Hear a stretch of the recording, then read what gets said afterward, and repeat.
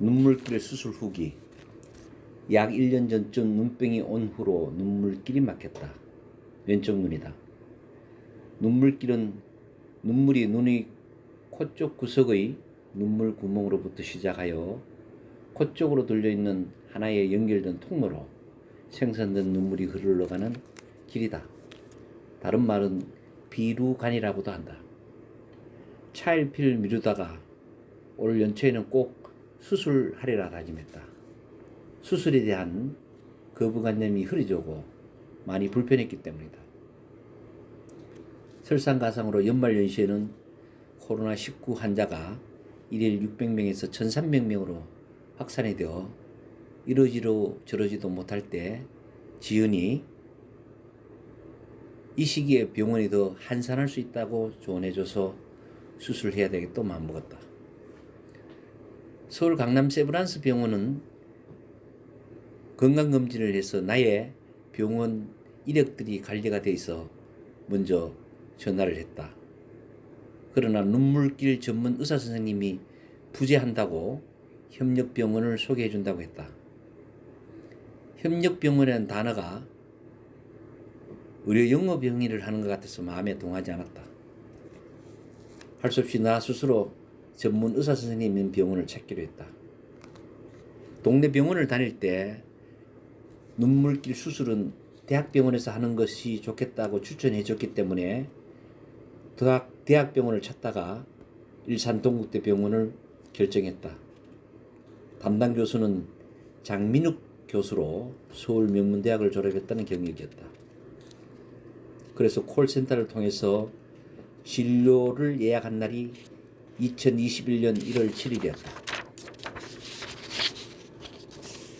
오후 세 번째 환자로 순번이 정해졌다. 담당 교수님과 진료 전에 시력검사와 안압 등 간단한 검사를 했고 진료실에서 장민익 교수님을 만났다. 세련된 의상을 입고 젊으시고 미남이었다. 친절한 말투와 상세한 설명이 신뢰가 갔다. 나의 콧구멍이 좁아서 또 휘어지고 해서 걱정을 했다. 옛날에는 코 옆을 절개해서 수술을 했지만 콧구멍으로 렌즈와 의료기기를 넣어서 수술을 하며 약 20분 내지 30분 소요될 것이라고 안정을 시켜줬다. 간단한 눈 해부도를 제시하며 이해를 도와줬다. 수술 시에는 전신 마취를 추천했다. 그 이유는 부분 마취를 하면 코 부분에 뼈를 뚫기 때문에 두상에서 들려오는 소음은 극도로 고품심을 유발하여 환자가 견뎌내기 힘이 된다고 했다. 교수님의 권유를 따르기로 동의했다. 그 교수님은 담배의 니코틴 냄새가 전해와 훤한 외모와 세련된 의상에 옥에 튀었다. 담배를 피우지 않았던 나의 코를 속이지는 못했다. 교수님과 진료를 마치고 수련의의 별도와 수술 일자를 잡으며 나의 병력과 치아의 상태, 먹고 있는 약 등을 확인했다. 첫 진료를 마치고 여러 검사를 했다. 체열, 소변을 제출하고 심장기능 검사를 위한 신전도 검사, 영상의학과의 엑스레이, CT 촬영을 했다. 그리고는 전신 마취는 금식과 사전 준비사항으로 하루 전에 입원해야 된다고 했다. 설상가상으로 코로나19 검사 결과로 음성 확인 후에야 입원이 가능하다고 했다. 수술 이틀 전에 코로나19 검사를 하고 하루 전 오전 9시에 음성 판정을 받은 후에 그날 오후 3시에까지 입원하라고 했다. 코로나19 검사는 병원 본청 건물 밖 응급실 주변의 임시 컨테이너에 준비가 되어 있었다. 전 세계적으로 갑자기 밀어닥친 전염병이기도 하지만 검사하는 시설도 임시로 설치가 되어 갑자기 내린 눈을 맞으며 아린 귀를 감싸며 검사를 기다려야 하는 환경이었다. 검사자는 밀폐되고 분리된 유리벽 안쪽에서 미량의 공기 흐름도 용납하지 않는 상태로 의료용 비닐 장갑을 낀 채 손만 내민 가운데 침과 호액을 치취해갔다. 면봉으로 콧구멍도 깊숙이 목구멍도 깊숙이 찔러 어찌 보면 의뢰자는 거부를 하는데 검사자는 훔쳐가듯이 막 달려드는 모습이었다. 그러다 보니 목구멍도 콧구멍도 얼얼했다. 재탕 없이 한꺼번에 해야 되는 일이다 보니 인정사정 없이 찔러대는 형국이었다. 간혹 무증상자가 생기는 해괴한 결과로 공포심을 유발하는 코로나19이기 때문에 겁도 났다. 다행히 그 다음날 음성자라고 문자를 받았다. 그래서 입원 준비를 하게 됐다. 수술 하루 전 오후 3시 입원비를 납부하고 한자복으로 갈아입었다. 러닝 셔츠와 팬티는 입지 말고 한자복만 입으라고 했다.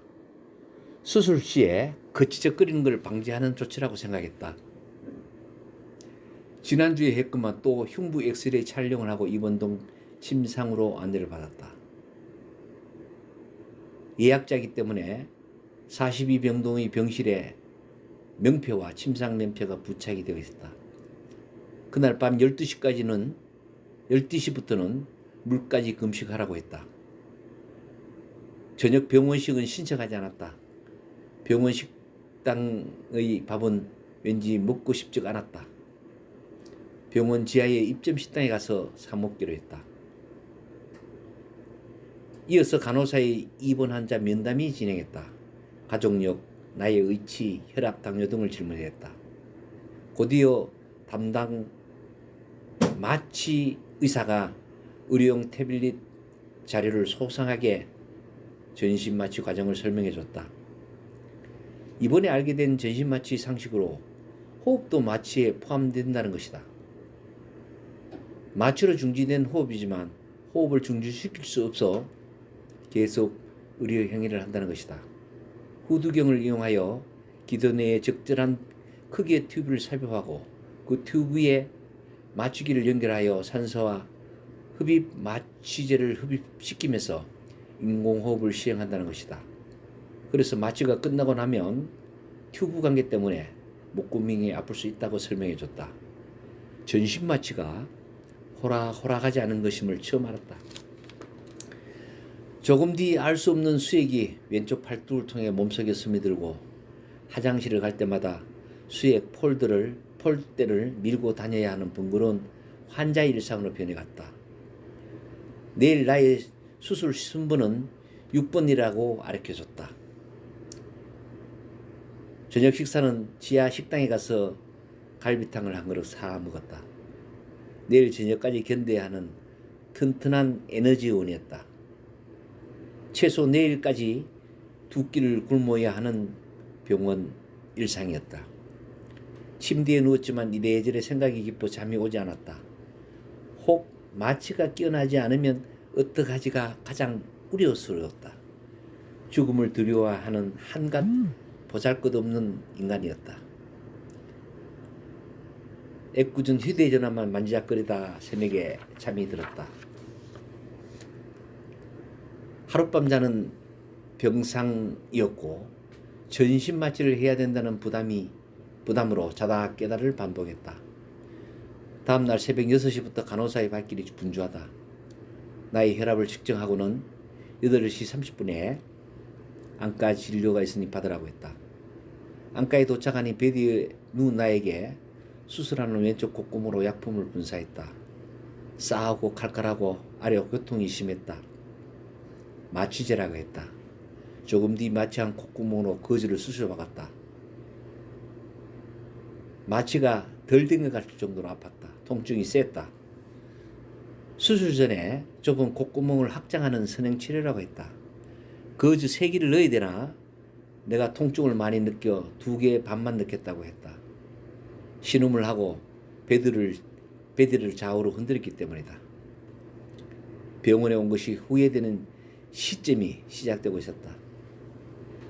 진료를 마치고 병원에 도착해서 코 주변이 얼얼하더니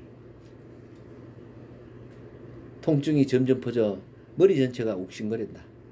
머리가 흔들거리고 정신을 차릴 수가 없다. 혼미해진다. 2시간 정도 지나니 두상의 통증도 가라앉았다. 이제나 저제나 수술용 휠체어만 오기를 학수고대하고 있다. 수술용 휠체어가 와야 수술이 진행되기 때문이다. 3시 20분쯤 수술실 휠체어가 왔다. 수술실 앞에서 환자 이름과 생년을 확인하고 이런저런 설명을 듣고 바퀴 달린 베디에 실려 수술실로 갔다. 수술실 출입문 유리창에 비친 시계는 오후 3시 30분을 지나가는 시간이었다. 수술실 안은 영화에서 본 그림과 비슷했다. 의료용 전등과 수술 기구를 보면서 수술에 대한 실감을 했다.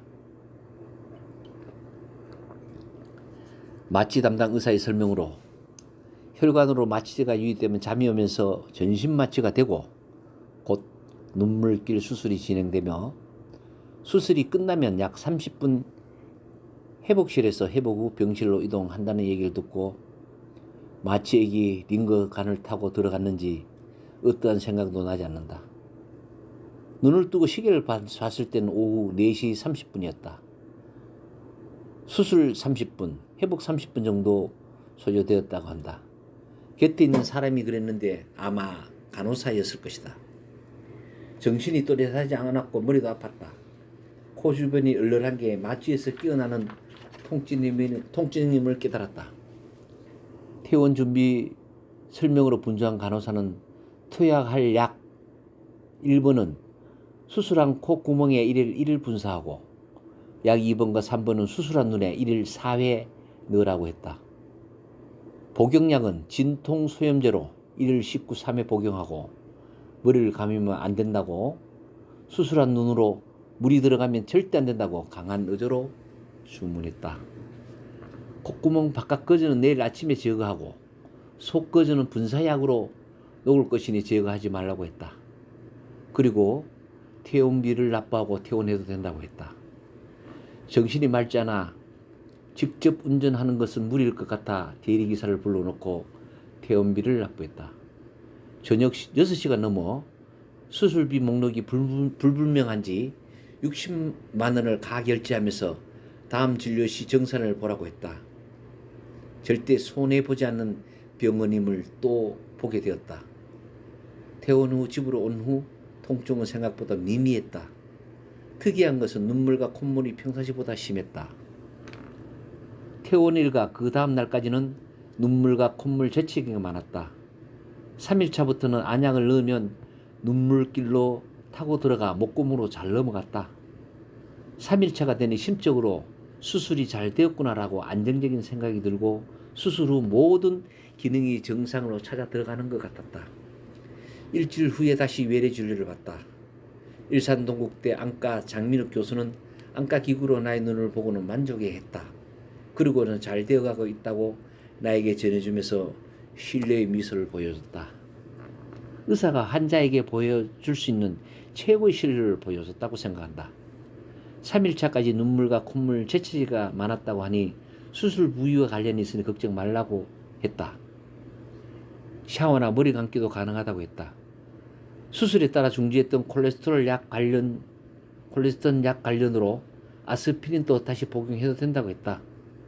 앞으로 2번 외래 지뢰를 보고 3월쯤 삽입되어 있는 실리콘 관을 제거한다고 했다. 나도 이번 눈물길 수술이 만족스럽게 느껴졌다. 현재까지 진료비는 총 49만 3,740원을 납부했다. 앞으로 남은 2회 외래 진료비를 제외한 진료비다. 첫날 혈액, 소변 채취, 심전도 검사, 엑스레이, CT 촬영 등 22만 100원을 납부했으며 이번 2일 전 코로나19 검사, 엑스레이 촬영 등으로 21,500원, 입원비와 수술비, 안약 구매비로 25만 2,140원이 소요됐다. 이 영상을 남기는 이유는 앞으로 눈물길 수술, 비루간 수술하는 환자에게 도움이 되었으면 해서 기록을 남긴다.